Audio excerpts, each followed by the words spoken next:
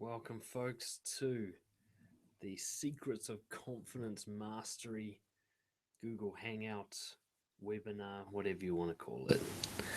For those of you who don't know me, I'm Dan Munro, author of Nothing to Lose and a confidence coach based in Auckland, New Zealand.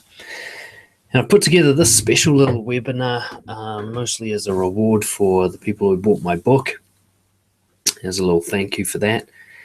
And because I really wanted to put together something that covered what I believe are the real pillars of confidence, the psychological and behavioral concepts that you can learn to manage and master in order to really truly feel confident in yourself. So we're going to be covering that today in a broad overview. And of course, my book, Nothing to Lose, will give you the more detailed and practical application of what we're talking about here. And a little caveat, I am starting to lose my voice, so I might get a little husky today. What I've essentially managed to do is break down confidence into 6 key pillars or 6 key values that you can learn to live by more and more each day to build your self-worth. A lot of what I'll be talking about today might be contradictory to a lot of confidence advice that you've heard so far. One of the key elements, and I talk about this in the book, is that I do not believe confidence is based on impressing other people.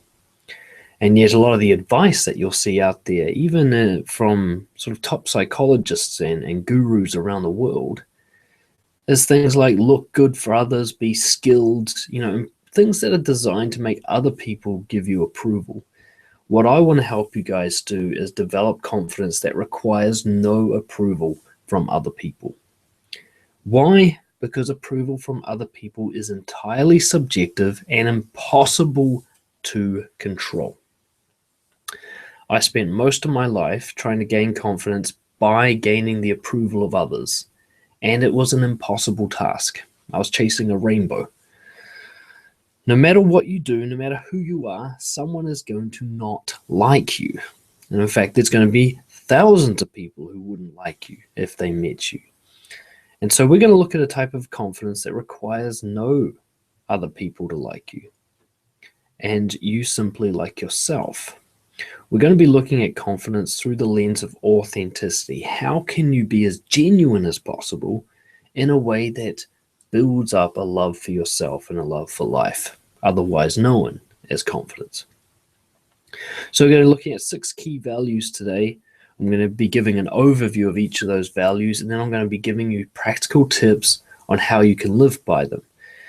Now, a little caveat with those practical tips, I don't actually know what's best for you. I cannot tell you what's best for you. Nobody can. Only you know that, or should I say, only you can discover it. These practical tips, think of them as just ideas. They're things that worked for me. They're things that work for a lot of my clients. I am a coach and I work with a lot of clients.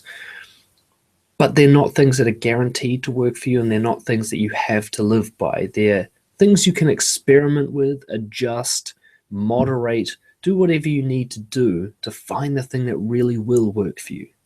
Now, I do believe that the values I'll be talking about can apply to everyone. But how you live by those values will be unique to you, and it will be a process of discovery over time.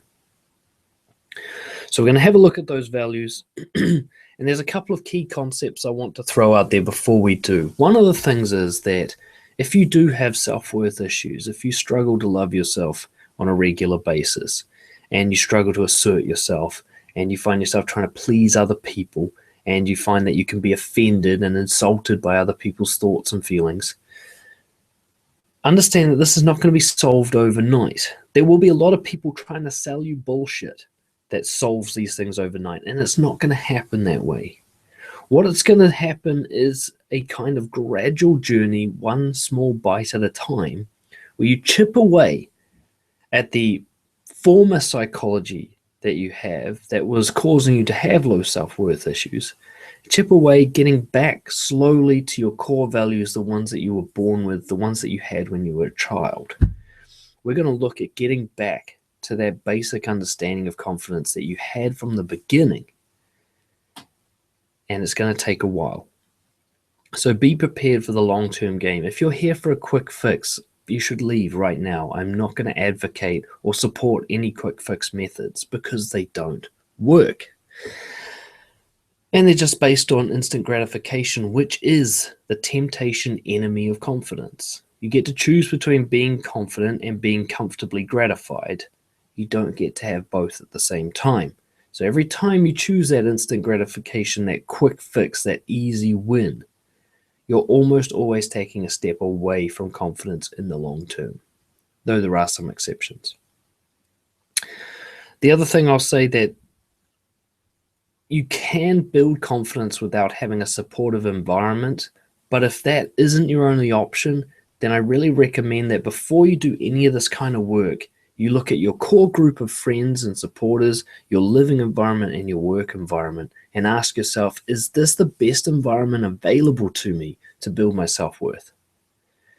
A plant can grow in any soil almost, but it's going to grow much quicker and much more healthy and much more effective in healthy soil than it will in salted earth. So if you are surrounded by negative, hateful, low enlightenment people, and you work at a job that sucks and just sucks the life out of you, you're going to find it very hard to build confidence in this environment. Now, it can be a great place to challenge and test yourself, but I would say it's much better to put yourself in a supportive environment if possible. Now, this could be as simple as simply not seeing the people who bring you down anymore, as not spending time with them, as reducing your hours at work or shifting roles to a slightly less toxic environment, whatever it is you need to do. Before we even look at the 6 pillars of confidence, understand that you're building yourself on top of a foundation. If that foundation is weak, it's going to be a lot harder for you to do this. So be prepared for the long-term game and be prepared to make some rather blunt, brutal choices in terms of who you surround yourself with and what you do with your life in order to create a rich environment for growth. So let's get straight into it. Let's look at these 6 pillars. The broad overview, the 6 pillars are curiosity, courage, honesty, acceptance, respect, and responsibility. These are the 6 pillars of confidence. Now, these are just things that I've chosen to make this easy to talk about. You can design your own basis of confidence over time. I'm just going to give you what works for me. You don't even have to use these words. Instead of curiosity, you could call it open learning. And instead of courage, you could call it bravery. Instead of honesty, you could call it integrity. It doesn't matter what words you use. It's up to you. And that's a key element to this. It's you that makes yourself confident, not somebody else's bullshit, not even mine. So we're going to have a look at these 6 pillars. Now, in particular, is curiosity, honesty, and respect. These are the fundamental 3 parts of my 3X model of confidence and authenticity. Now, I won't go on too much about the 3X model of confidence and authenticity. You can read more about it in my book, Nothing to Lose. But ultimately, these are the values that cycle through each other. And if you can cycle through these values on a regular basis, you'll build up a flow toward confidence. And this will make more sense in a practical nature soon. So let's start with curiosity. What is curiosity? It's a number of things, and essentially it's about being open-minded in your search for the truth. Now, when I've done my research into people who are confident in themselves, what's really interesting is I don't find 100% certainty. A person who's truly confident is always open to being wrong, and they're always looking for the next level of truth. People who are very sure of themselves, who are unmoving, rigid in their beliefs, who believe that they've come to the final truth and they don't want to look any further, these are the people who suffer from deep insecurity. They're trying to control the truth by hanging on to something, by hanging on to a final answer.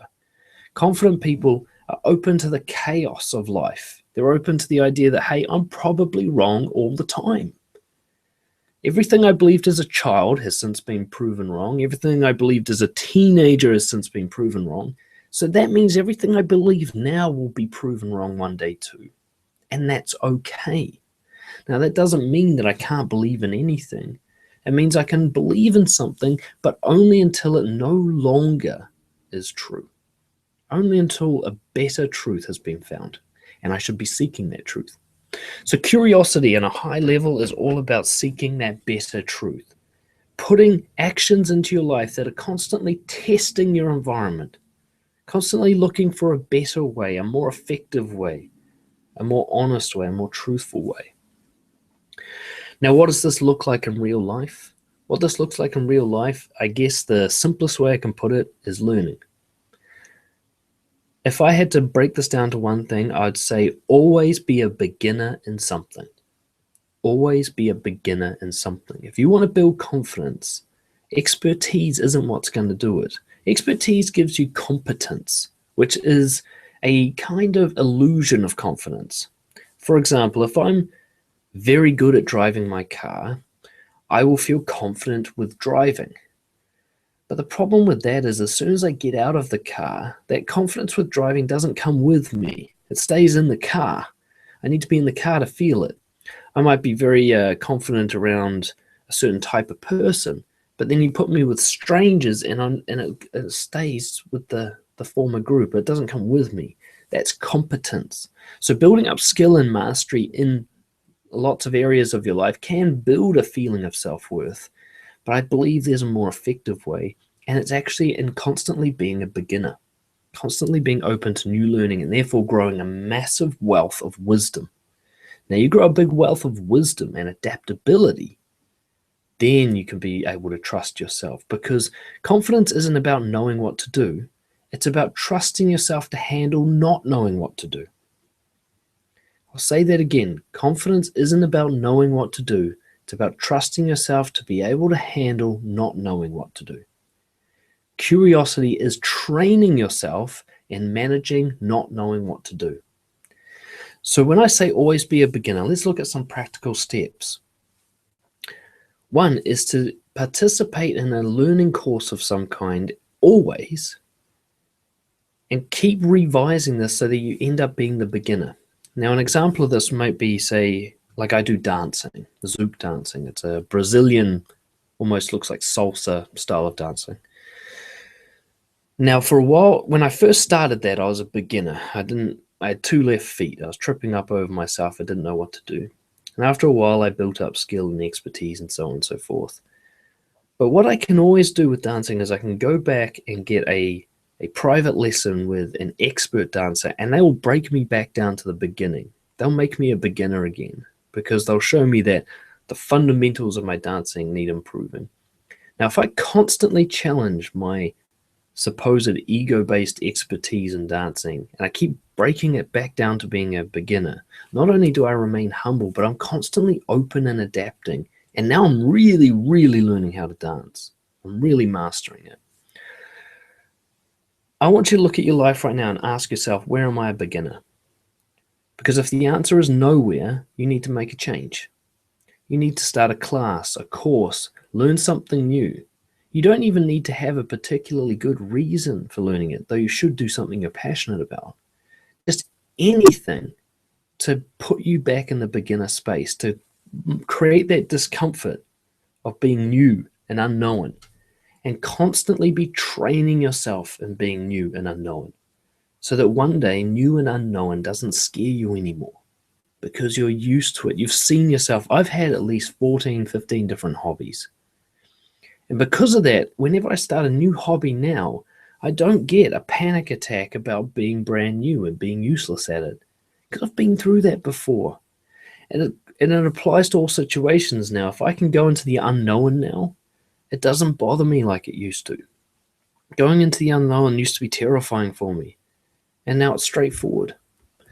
So let me just, there's something about to make a noise there. There we go. So always be a beginner at something. Curiosity, be openly looking for a better truth. If you can apply that to your life, that's the first pillar of confidence.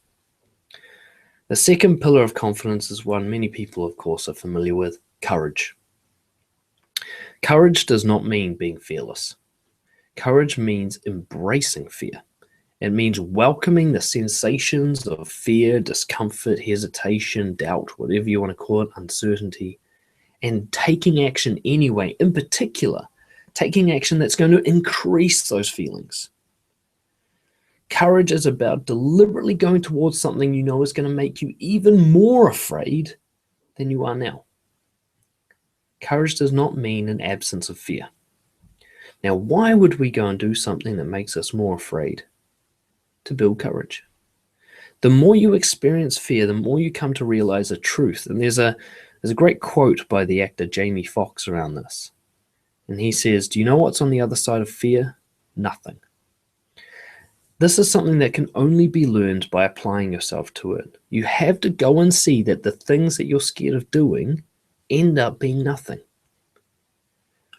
A great practical example for me, I had a lot of social anxiety when I was younger. And one of the ways I dealt with this was to go up and talk to strangers.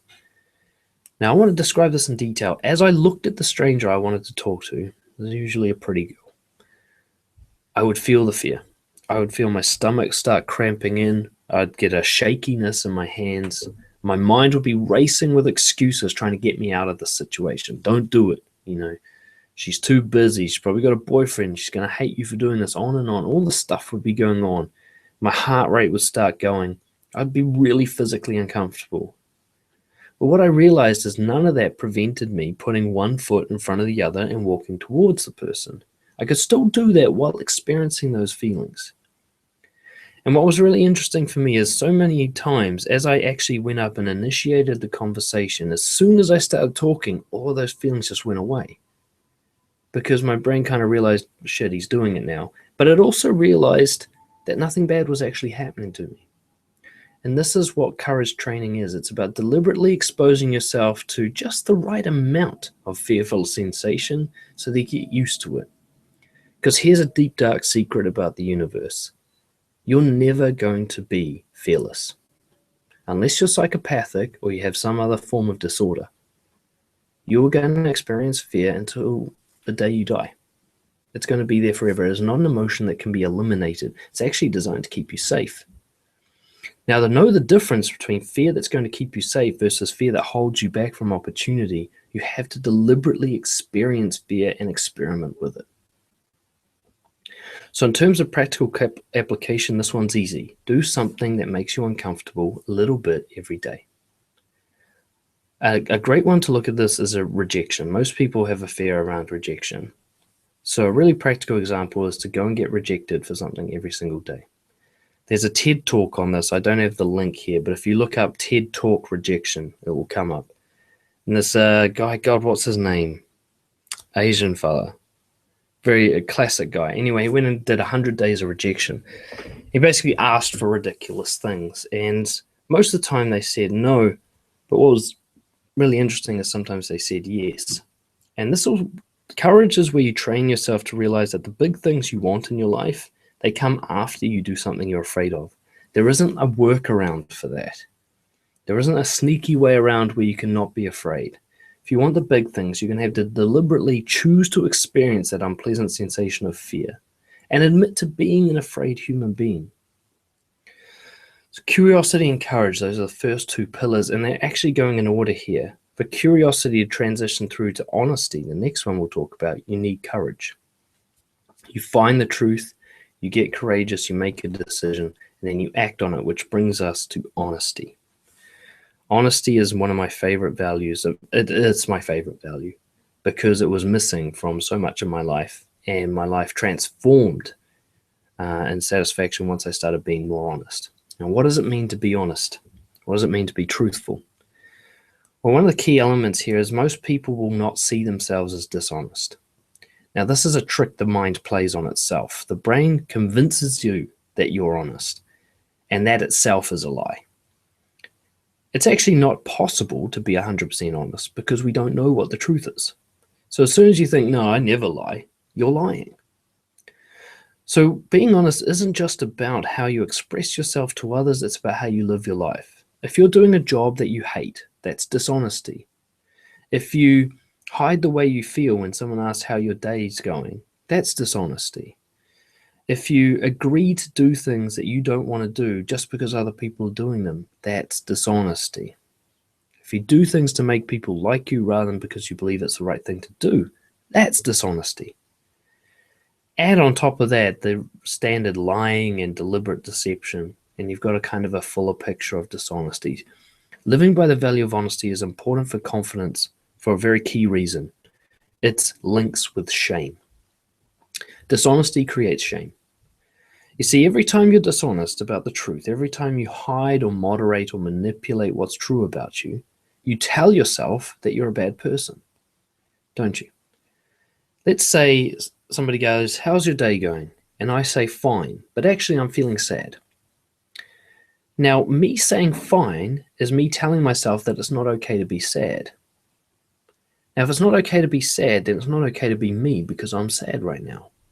So every time I lie like that, I tell myself I'm a bad person. You know, we're so worried about others rejecting us, yet all day long we're rejecting ourselves, and that's the real pain. Nobody else can even hurt us. You go up to someone and say, "Hey, I like you." Them saying, "Well, I don't like you back," isn't what hurts you. It's what you say to yourself after that. You say, "Hey, I like you," or "I don't like you back," and then you go, "It's probably because I'm a loser." And that's where the rejection really happens. And this is what dishonesty is. It's a self-punishment.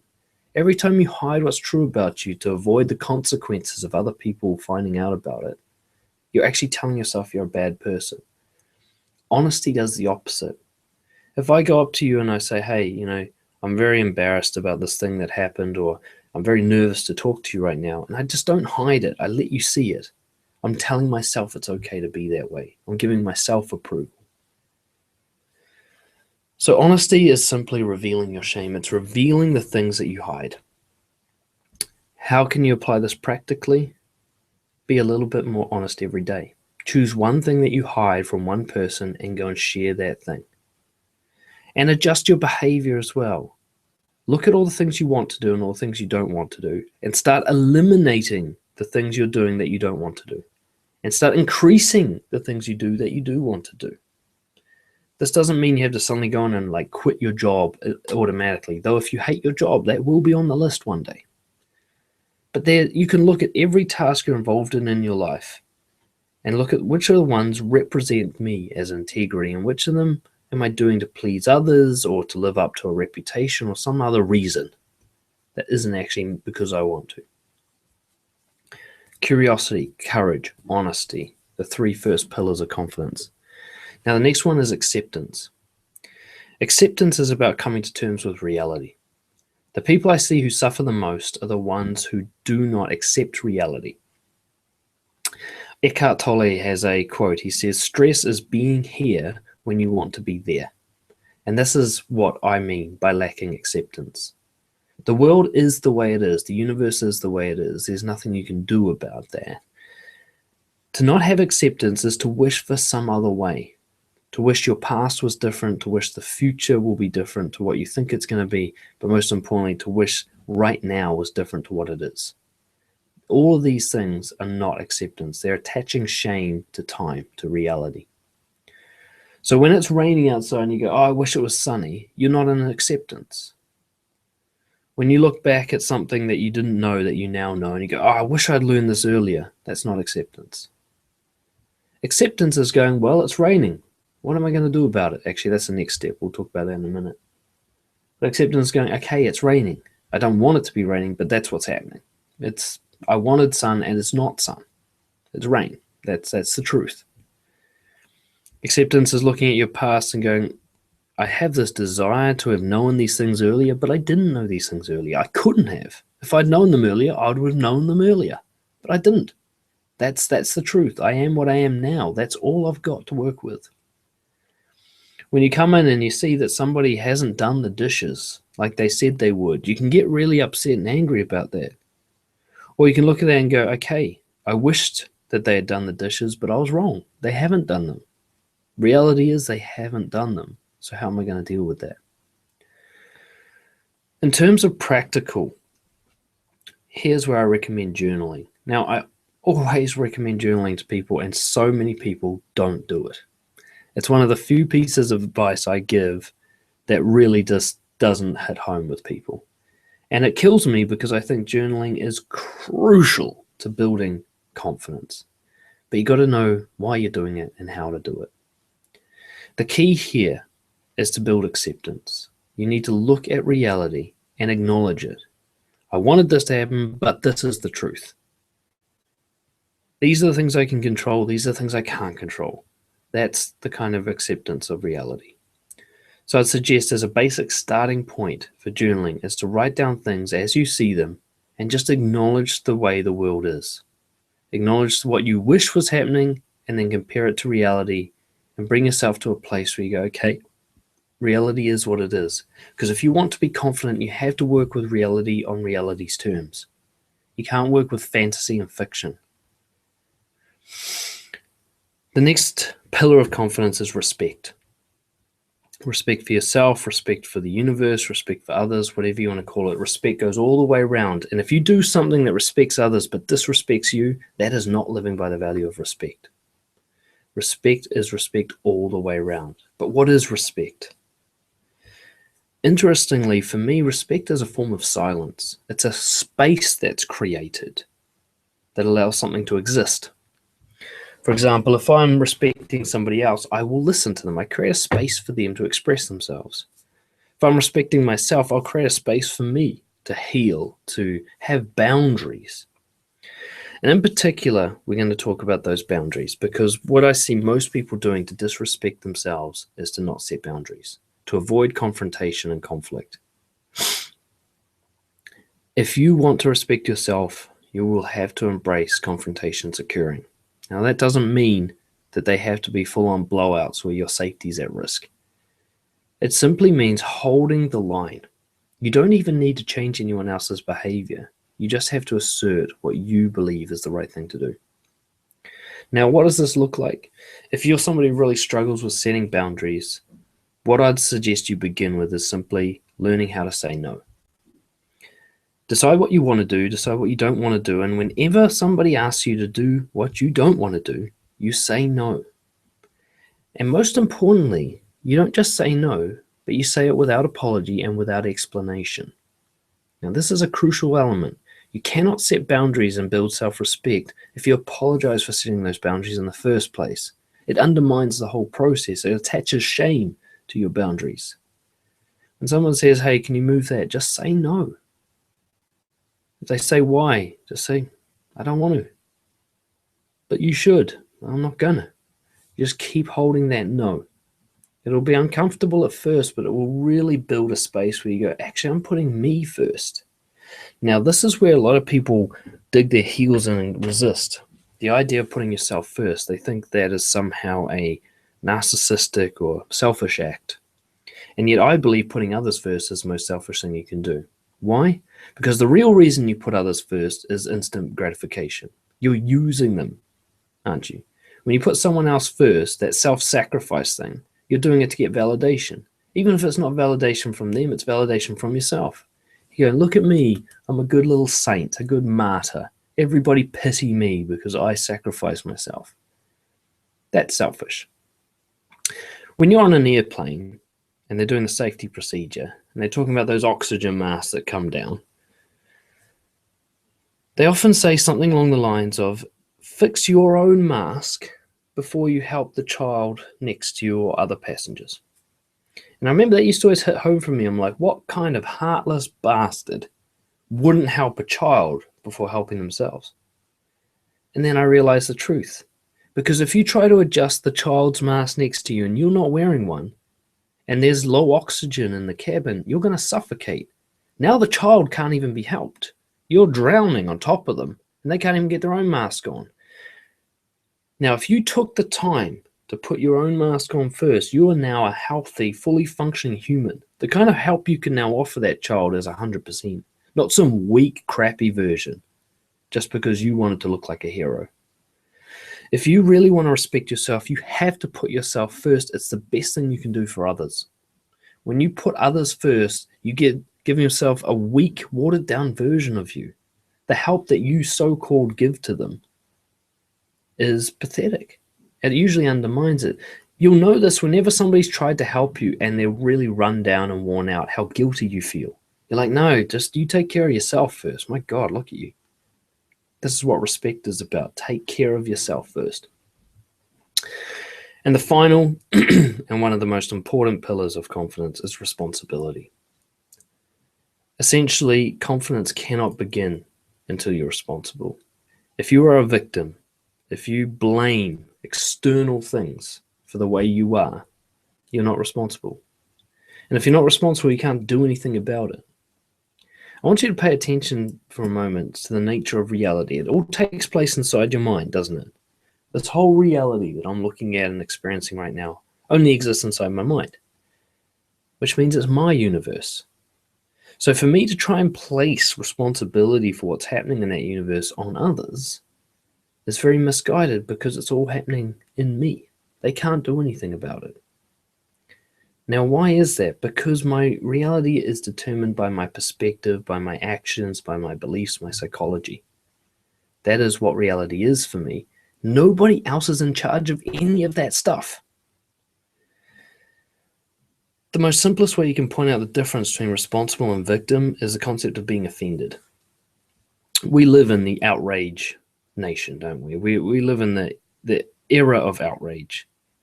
You know, when people used to have to deal with wars and plague and everything, they had better things to worry about. But now we don't have enough of that stuff, so we end up just getting offended, don't we?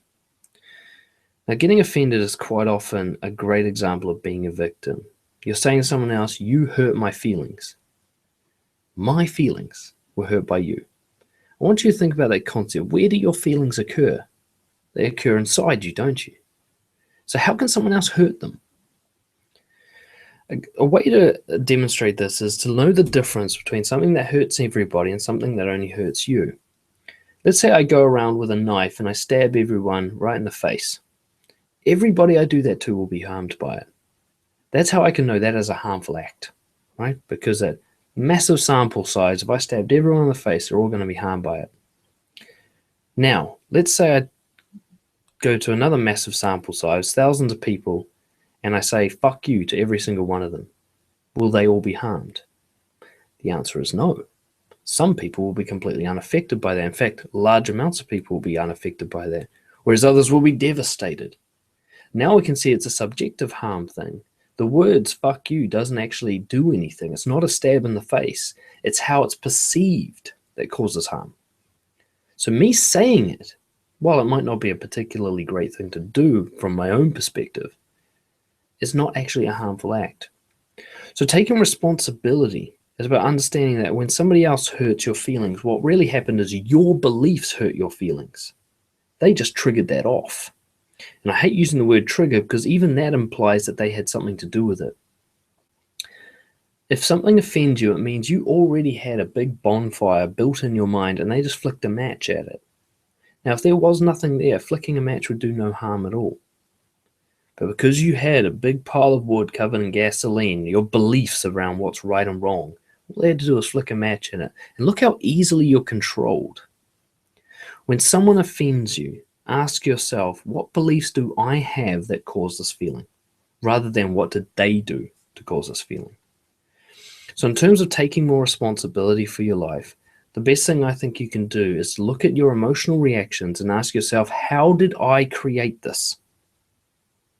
Do that a little bit every day and watch as your self-awareness transforms, as you start to see, hey, I created my own belief system, which means I can change it.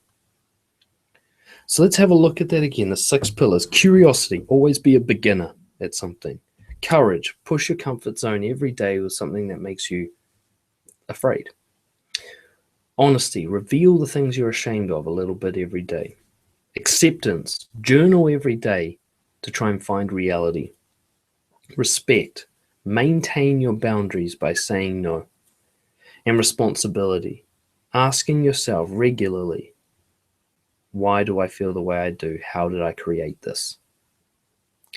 So I hope that was been helpful for you guys. It's a list of 6 quick things that you can focus on every day to build that confidence. And for those of you who are really keen to take this to the next level, who want to be massively self-confident, get in touch with me. I might be able to offer you some resources or even one-to-one coaching. You can contact me, dan@brojo.co.nz, dan@brojo.co.nz, and I can help you out there. So I hope you all enjoyed that. And make sure, if you haven't yet, to grab a copy of my book, Nothing to Lose, on Amazon. And I'll see you next time. Cheers.